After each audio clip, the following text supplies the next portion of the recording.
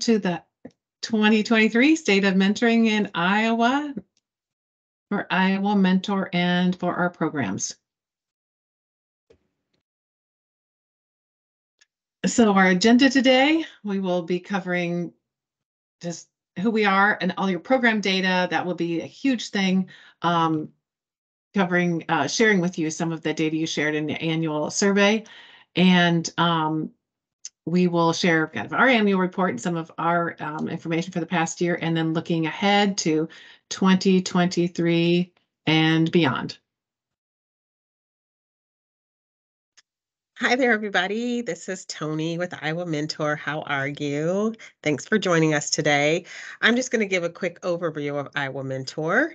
And so if you want to advance the slide, Mary, of our mission and vision, I think you guys know this by now, but it's always good to review really quick that our mission is to promote, support, and build build quality mentoring relationships by supporting all of you. And we definitely envision Iowa where every young person has the space and has understands that we want them to have a caring or responsible adult relationship in their life so that they can thrive and be productive adults. So next slide. In 2021, we set our strategic goal and we had some strategic planning. And so our 5-year goal is right here. In 2026, all counties in Iowa will be served by a mentoring program partner with an increase in the percent of quality of youth connections across the state. So we are actively working on that.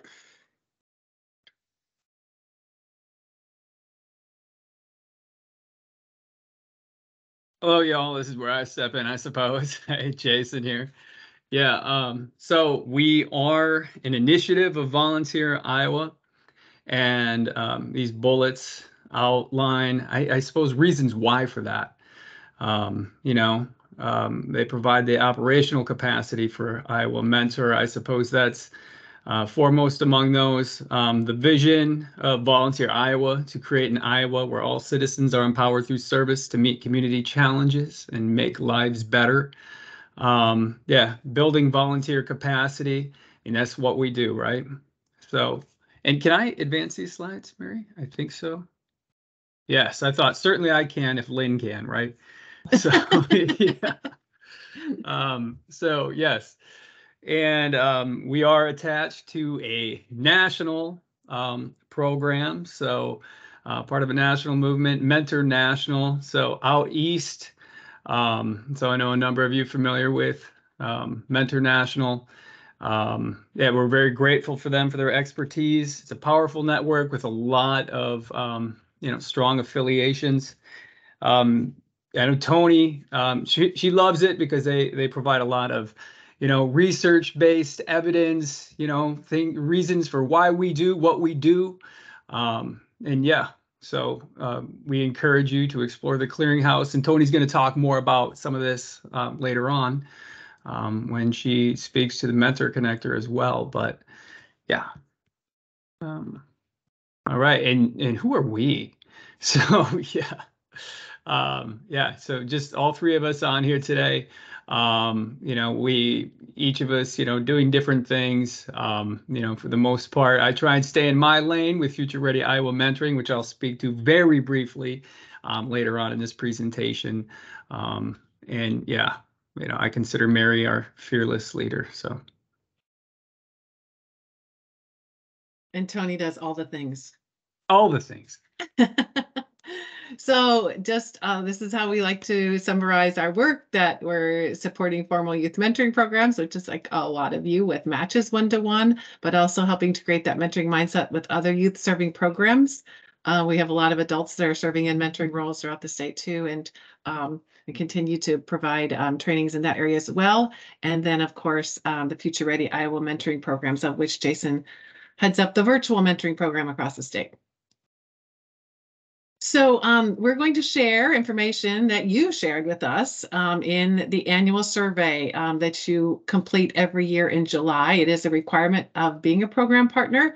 And just want to remind you the importance of the data. So we have information like this to share with you. And then we create our annual report. It's a one-pager we share with the legislature and other stakeholders too, to show the impact of our programs and really to get a lay of the land and provide the landscape of mentoring in Iowa. So it's really important that you complete that information, and we're only as good as the data that you provide for us. So I think you're aware of there's levels of certification. Certified partners go through the National Quality Mentoring System assessment and complete that.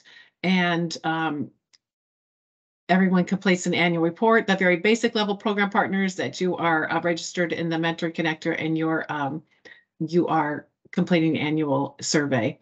And there are just some of the benefits there. Obviously, that little snapshot is our flyer. I hope you realize there are a lot more benefits and a lot more details on what those benefits are as well. So we do have 35 certified partners who are engaged in National Quality Mentoring System and 25 program partners. We really kind of have cleaned this up in the last couple of years. And it's part of, as Tony shared before, part of our strategic planning is to expand that network always. So right now, our map looks a little bit like this. We are in 60 counties across the state. We have program partners. You can see there are some coverage gaps, and we'll look a little bit about the at the urban and rural split in a couple more slides.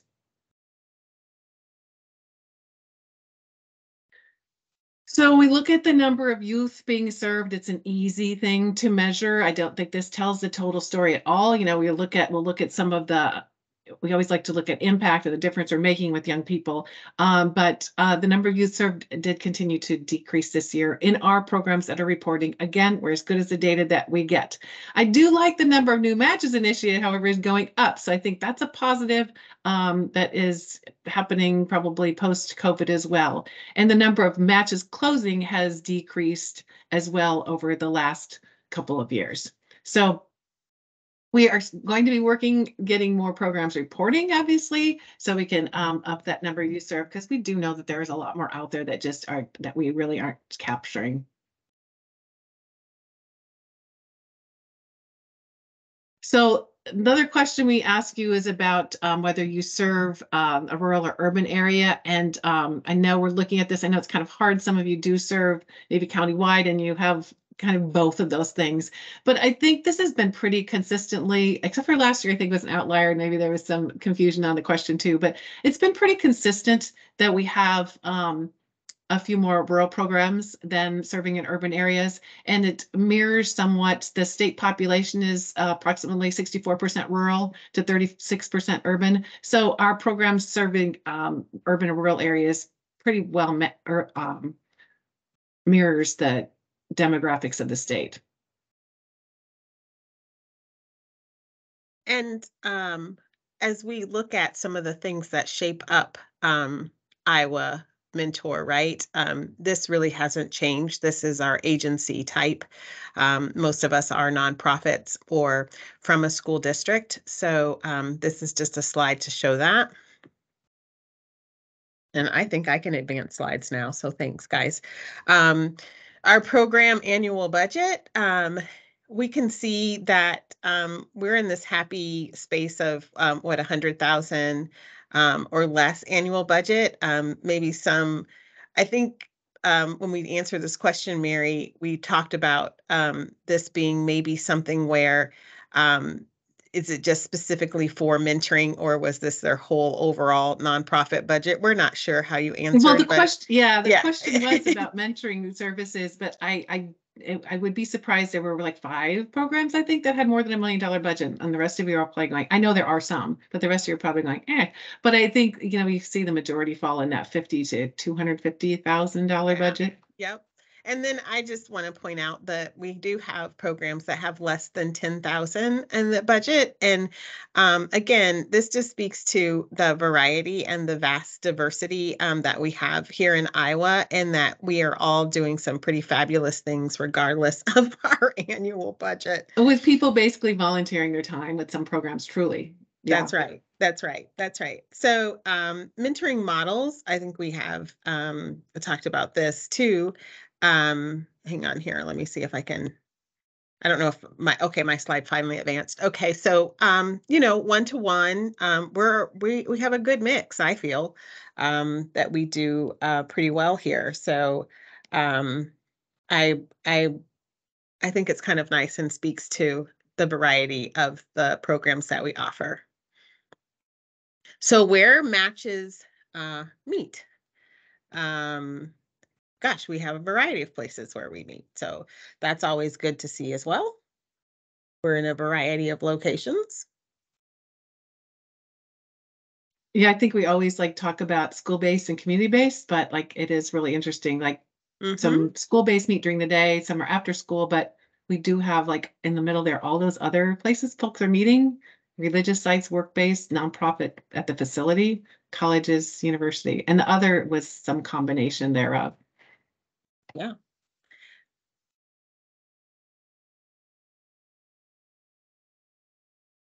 I'm loving the match link, so I'll let you do that, Mary. Yes, so we did ask what your match length commitment was, and we do have majority it's calendar year, and then some are school year, obviously if you're school based, and then some have they're asking for more than 12 months. And the good news on that, you saw I slipped ahead to that already, is that 80% of matches meet that match length commitment.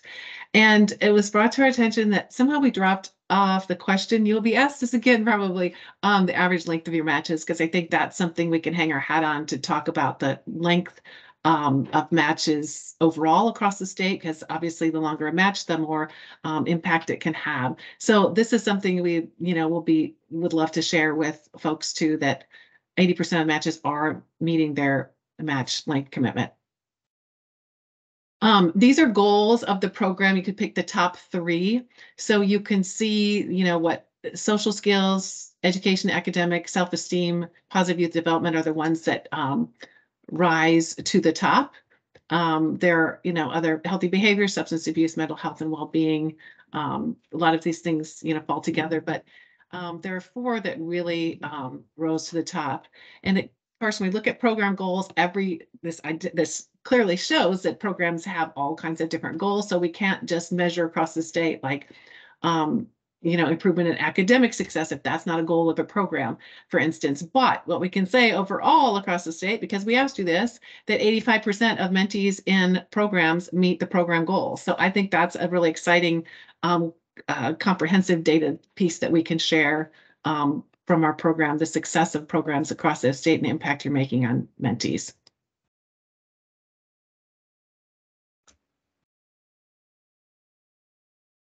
So we do ask about demographics of your mentors and your mentees. I know we're always talking about we need more male mentors.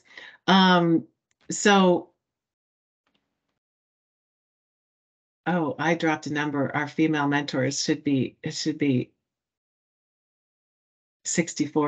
I see. It's not 6% female mentors. Okay, that would equal. Okay.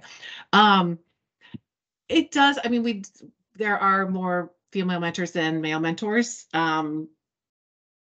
So we obviously would like to increase that number, but it is, it is mostly reflective of who we're serving. And I think there were 10 non-binary mentees and 16 non-binary mentors. So it just shows up that it's not statistically significant, but that does it does mirror the population too that is being served. So when we looked at the demographics of mentors and mentees of color, we do see a discrepancy here too. We have almost 35% of the mentees of color, and the mentors are only 10% of color. So we have some work to do in our recruitment in that area as well. So I did want to compare these things with state of Iowa volunteer rates. So this is from the Behavioral Risk Factor Surveillance System, acronym BERFS, which is a lovely little acronym. But this is an annual survey that measures the changes in health of the people in Iowa, and we have added volunteer questions to that. So this is available through the Iowa Department of Public Health, and you can get this information county by county if you want to look that up for your county. But total volunteerism rates in Iowa, this is from 2021, last year, this is available, it was 41%, almost 42% volunteerism in the state. But if you look back, it's from 2019, there was 53%, right? And then it dropped to 47% in 2020, and we all know what happened in that time. So I just think this reinforces our COVID effects in mentoring programs and recruiting volunteers. And I think a huge thing is that people got out of habit of volunteering, and it's helping bring that back, that habit of volunteering and re-engaging folks in volunteering, specifically in mentoring programs. When you look at demographics of our mentors by age, it's pretty evenly split across our age groups. Obviously, the 30-39 is pretty high. We're lowest in the 18 to 24-year-olds and the young adults, 18 to 29-year-olds. So that could be an area for growth. And when we look at volunteer rates in the state by age group, look at those 25 to 34-year-olds, they drop off. So we do mirror that. But the 18 to 24-year-olds do have a high volunteerism rate. So we could look at tapping into that age group more. The rest, I think, look pretty consistent with where our recruitment is. But again, this data is available by county. So I encourage you to look on the Department of Public Health website. And if you have trouble finding that, I can help direct you to that. And so as a part of the survey, we do a culturally relevant mentor pre-match training topics, and pretty consistent with last year, except info about working with family. So, we've got some some work to do there in the information of working effectively with families and caregivers. But, again, Mary mentioned the COVID effect. So we could have, I think this will probably be one of those places where we'll see some ebb and flow in future years. So diversity of mentors reflected. Let's see if I can. Okay, everybody's seeing what I'm seeing. And, pretty much has gone unchanged.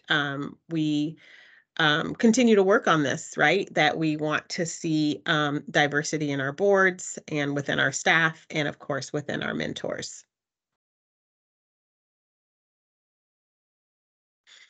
So culturally responsive training provided for, again, things that we hasn't changed much, but we still want to keep striving, especially representation on our boards. I think that's a big thing. So we keep working at that. And we talked about COVID effects, right? Just increasing staffing and length, we can all look at this and see that recruitment is still affected, but just want to remind all of us that this was your numbers from June of 30th. So we don't have last year's fall numbers represented here. Well, I do love that it stayed the same, the match support too. And what increased obviously was technology, not surprising. And I don't think any of us are surprised about the number of matches decreasing and the mentor recruitment decreasing either, and group activities. But they're coming back, like we're seeing these lessened effects. Yeah. And I suspect that this June will be hopefully an improvement too. Yeah, I agree. So some of the words, COVID-related innovations we're still using. We're still using words like virtual, right? Hang on here. We're still using I like the fact that we're still finding that having trainings and meetings virtually are still proving to be effective. So that's great. And using words for program strengths, we say mentors. That's great. And community. I love that that word is is is also in advance for us. So that's always great. In relationships, it's good to see those words as program strengths. So that is a great thing. Yeah, I think we get to the core about what mentoring is about with those words that popped up, which you responded with your strengths. So this is the data we're sharing from your survey. I want to pause if folks have questions about anything that we just shared or want to dig into something deeper.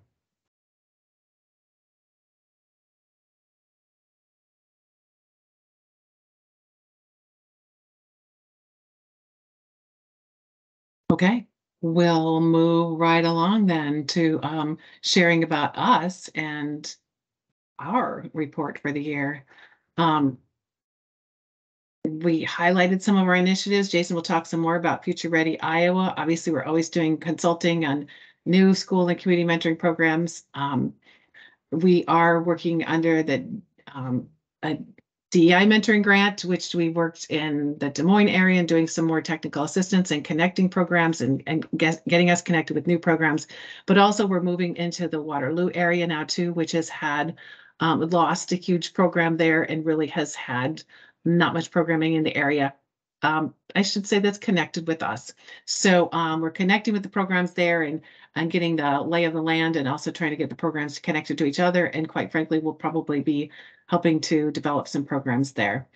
And then we did close out the OJJDP grant with our subgrantees. That closed out the end of September. And we did not receive the grant funding that we applied for 2022. That's this year. We will be applying again, but we'll also tell you about some other opportunities that are coming up for programs as well. So other things that we do, obviously, we are champions for youth in the state and advocating for programs and support and collecting the data, obviously, that we just shared with you, but it helps us to learn how we can support you better and make the case for better support statewide. We have advocated always for expanded state and federal funding. We'll talk to you a little bit more about some opportunities, as I said, a little bit later too.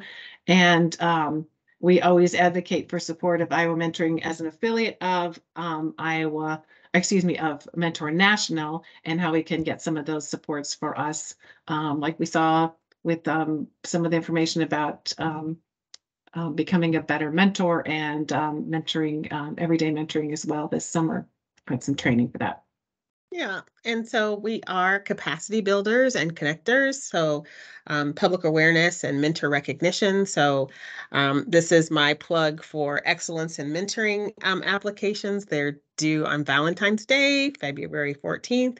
And this is also my way of also telling you about the Mentor Connector. So if you are looking, I love that people can go to our website and click on the Mentor Connector and see all of you if you're listed there, and can request and get in touch with you to be volunteers. So that's always a great thing. And that's a great place to recruit mentors. So I'm just super excited about that. And then also, we are also providing training and technical assistance. So we have provided over 1,000 hours of no-cost consultation. So if you have not tapped into, this is my plug. I have a lot of plugs today. So if you have not tapped in and you know that your program needs some help in any way of strengthening and sustaining and a way that we can support you, there we provide at least 51 hours of professional development. And we've done that for almost, oh my gosh, 700 attendees. So that's incredible. And I'm super excited that we can do more. And Of course, we still provide the National Quality Mentoring System, and that continues to get improvement. So I love that we're able to strengthen programs this way, and it's a really great program for you looking and getting certified with us, but also just you looking at your mission and goals. And really, we're just coaches trying to strengthen you and sustain you as a mentoring program.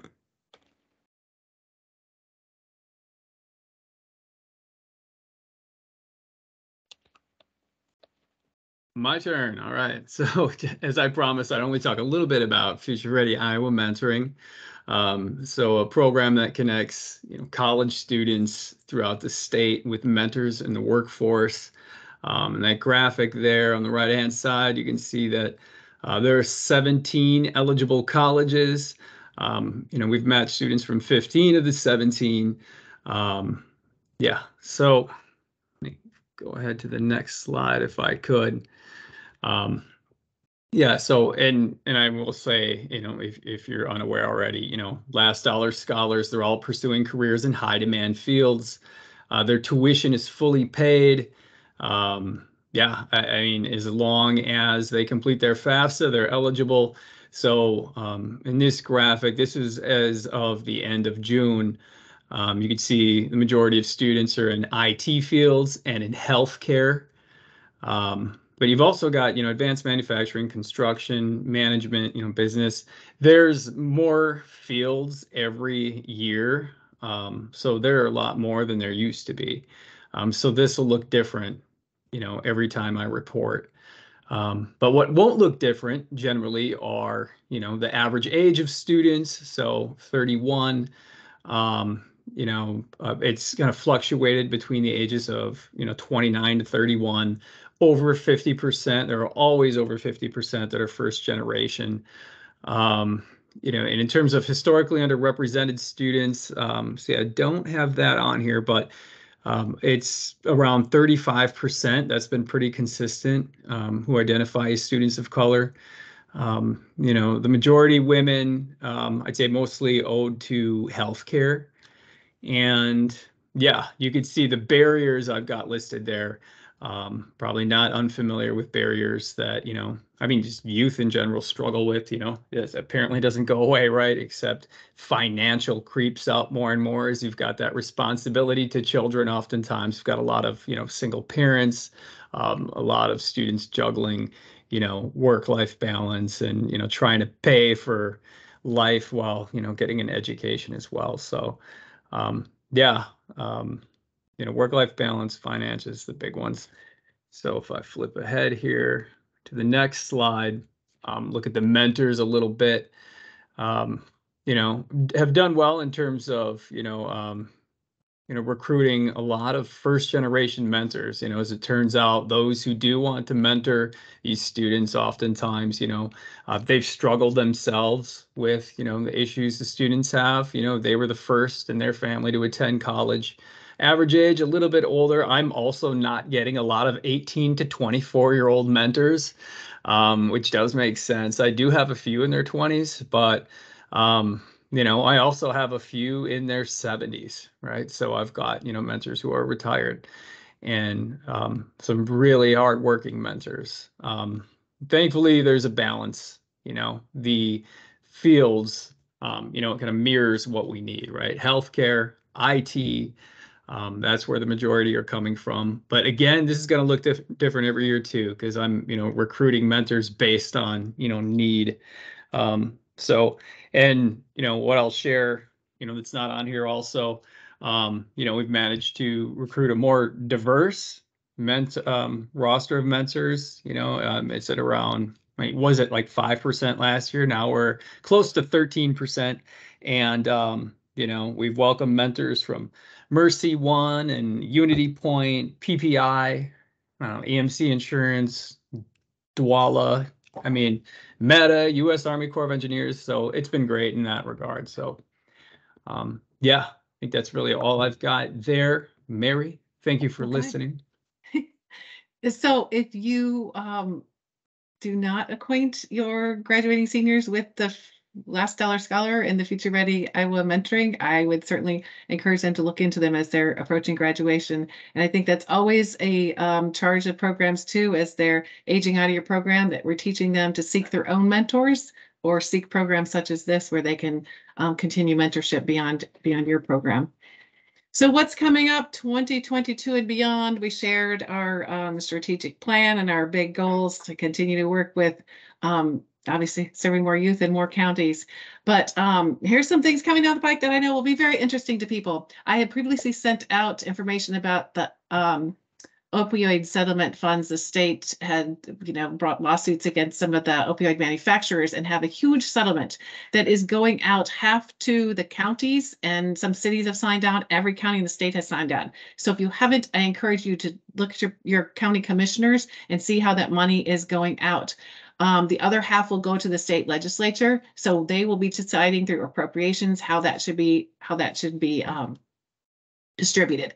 Of course, they're going to be looking at treatment programs, but one of the areas they can spend the money is in prevention programs, and specifically it's evidence-based prevention programs in schools, which mentoring fits the bill, of course.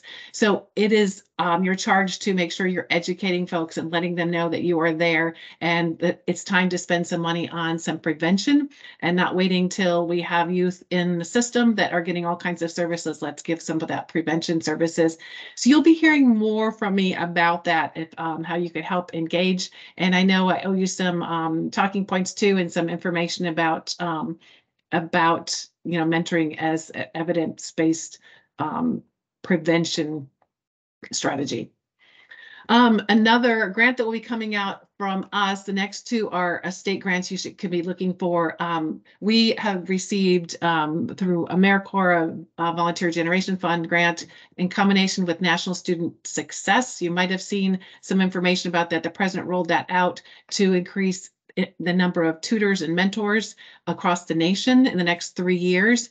So we received some funding from AmeriCorps, and it will be for planning new school-based mentoring programs. So there'll be some funding that would fund a position to help do that planning. It's not going to be funding the program, but to get some planning going, that could pay for someone in the school that you partner with. It could pay for someone in your staff, but it's going to be obviously looking for the sustainability and how you're going to get that program up and running. So there will be a new RFP coming out from Iowa Mentor. That will be in Iowa Grants. It won't be till later this spring. The planning we're looking at that would start in July, through next school year.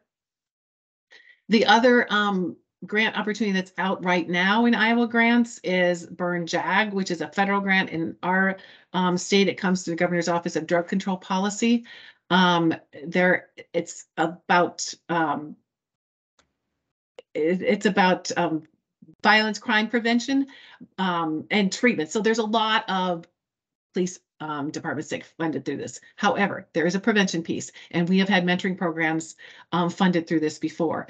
So that application is out there right now, and I just want to bring that to your attention. It's not something that I think that mentoring programs have always availed themselves to. So it's worth looking into, and we're trying to have some conversations on the back end too, and talking with them too, so they'll look at the prevention opportunities as well.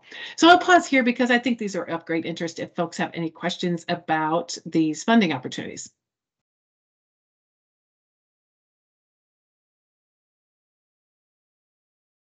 Okay, if money doesn't get you talking, I don't know will. So, okay, we'll move on. What we're looking at training and technical assistance. We are looking at more focusing on regional programming and specific training needs and technical assistance training, specific technical assistance for programs, depending on program needs. So we will be looking at monthly webinars and coffee chats by request. Quite frankly, attendance has been really down on those, and it makes more sense. It's a better use of our time to really looking at what program needs are and specifically working with programs or if there's regions. So that's just a request from us. Just you reach out to us what you're looking for. And we can get something set up with you. And if we're seeing, some issues come up, and we will always do this webinar monthly, or excuse me, in January. But if we see other things that need to be brought to attention, we'll put out a notice that we're going to have a statewide webinar. I invite you to that. And we are developing that Becoming a Better Mentor curriculum, so we can provide some mentor training for you. So we'll be looking at a couple of those chapters, modules, so you can look for that coming out. So the governor did announce in her condition of the state that is realigning state government and reducing the number of departments in the state. So it proposed that Volunteer Iowa as a unit would be moving to Health and Human Services. So that it needs to be approved by the legislature. You wouldn't probably see noticeable changes. It's not a reduction in programs. It's not a reduction in staff. It's, again, realignment. And we do see opportunities for some more collaboration with that department as well. And they have presence in all 99 counties, so that could help us with our outreach as well. So again, I don't know that you'll see noticeable changes, but you might, be hearing some things about that. Or if you hear anything about that, I just wanted you to hear it from us too, that that you may see that change. And if that happened, it wouldn't be till the start of the fiscal year. And so I'm super excited about, my colleagues know that I'm super excited about the Iowa Mentor Subhub. So we are gearing up for this because I think between Mary and I and Jason, we get pretty much a lot of emails that say, hey, Tony, can you tell me where to find this great state of mentoring address? Like where are you going to find it? You're going to find it. You're going to find the recording here at the Iowa Mentor Subhub. So this is our way to keep us connected and to give you valuable resources and information about evidence-based what's going on in mentoring. So if you read the newsletter, it's a good space. I'm going to drop a way to join in the chat. And our launch is next Thursday at 10 a.m. So we have that. So I just wanted to just give a shout out to that. And then so this is different than our website. This is you guys connecting. This is not just us putting things out. This is you guys connecting and asking each other questions, and there's a whole discussion, and we've tried so many different ways to get you connected, and you always want it. Totally, so here we go. This is totally on, if you can navigate your social media, you can navigate the space. And so I'm going to put some connections there in the chat for you to learn more about it, for you to join. And it's just a great space for us to have discussions. I want you to take notice of that. Make sure you put your lovely picture in there. I see a lot of us doing it, which is great. And I'm glad that you're a member. But go back in and set your notifications and put your beautiful picture in there. So the other thing is that I want to give a shout out to our Leadership Council. So I want to thank our members. So Christy, Ashley, Kim, Jessica, and Felicia, thank you so much for being members in our Leadership Council. We wouldn't be able to do all the work we do without your support and your thoughts and your suggestions and your leadership. So I appreciate that. And they just talked with us for an hour and a half earlier today. So God bless them for their dedication to Iowa Mentor today. That's right. So just some upcoming things in the near future. It is our Day at the Capitol will be February 2nd this year. It is with Volunteer Iowa, but it is important that we have some impact from some representation from mentoring programs there. Just told you a really important piece for us to talk about is to talk about what they're going to do with that opioid settlement money, right? So there is a training webinar if you've not done this before, so you can learn what it's all about, and you'll receive a toolkit and some talking points about that. We are offering a tabling opportunity this year, which we haven't for quite a while, but we're going to be out in the Rotunda. So that is an opportunity that was in the last newsletter, and asked that you email the mentor general email, and we can get you set up with that. So the Day at the Capitol is about building relationships. Look at Anna there talking and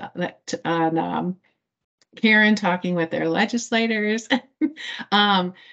So you can, if you can't be there that day, you can email with the program with you can email with program information. You can request a virtual meeting. You should be tagging your elected officials in messages. You can ask for, I know many of you do local proclamation signings this month.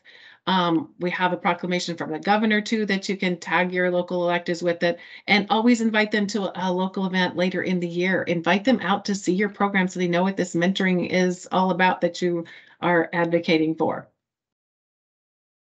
So during National Mentoring Month and even more broadly, we encourage you to engage with us on social media. Tag us in the posts that you want shares. Mentoring Month, you can share this month. Share your mentor success stories with us. You can email content to Cameron here, and you can reshare our content from our Facebook page. Cameron's done a really great job collecting some match stories she's been sharing this month. And also she's been giving shout outs to all our program partners too this month. So we want to highlight all the good work that you're doing as well. And I just want to give another plug. I'm plugging all day today. MentorCon is going to be in Des Moines this year. So we're super excited. This is Mary, Jason, and I inviting all of our colleagues. So all the other Mentor affiliates will descend upon our great city of Des Moines. And we get to learn some things from each other, socialize, and all of those things, and keep strengthening the mentor network. And we get to share with them all the great work that you have done here in Des Moines. So we're excited to host it, and we just wanted to let you guys know about it. So stay tuned. There's more to come. I know this was like a fire hose of information, and we are totally excited for what's to come. So stay tuned. Yes. I am going to stop recording now. And I think, Lynn asked, do we need help from us with the social? Yeah, we might. Hello, we may